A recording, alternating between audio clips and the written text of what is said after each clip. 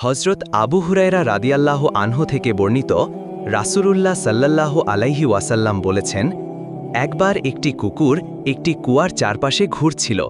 প্রচণ্ড তৃষ্ণায় তার জিহ্বা বের হয়ে গিয়েছিল এবং সে প্রায় মারা যাওয়ার উপক্রম হয়েছিল। বনি ইসরায়েলের একজন ব্যভিচারী নারী, অর্থাৎ যে পাপাচারে লিপ্ত ছিল, তাকে এই অবস্থায় দেখতে পেল। কুকুরটির কষ্ট দেখে তার মনে দয়ার উদ্রেক হল।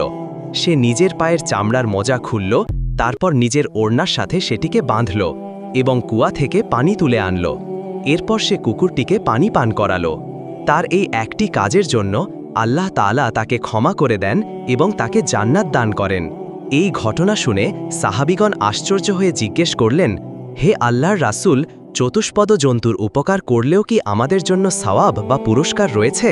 তিনি বললেন, হ্যাঁ, প্রত্যেক সজীব প্রাণীর উপকার করার মধ্যেই সওয়াব রয়েছে।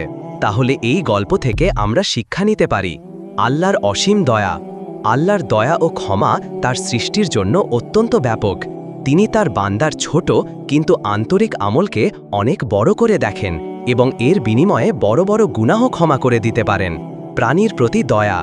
ইসলাম শুধু মানুষের প্রতিই নয়, বরং আল্লাহর সৃষ্টির সকল প্রাণীর প্রতি দয়া ও সহানুভূতি প্রদর্শনের শিক্ষা দেয়।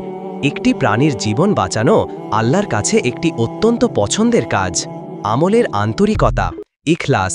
ওই নারী কোনো মানুষের প্রশংসা পাওয়ার জন্য কাজটি করেননি, করেছিলেন শুধু দয়ার বশবর্তী হয়ে। এই আন্তরিকতাই ছিল তার ক্ষমার মূল কারণ। কোনো নেক আমলই তুচ্ছ নয়। আমাদের দৃষ্টিতে কোনো ভালো কাজ যতই ছোট হোক না কেন, আল্লাহর কাছে তার মূল্য অনেক বেশি হতে পারে।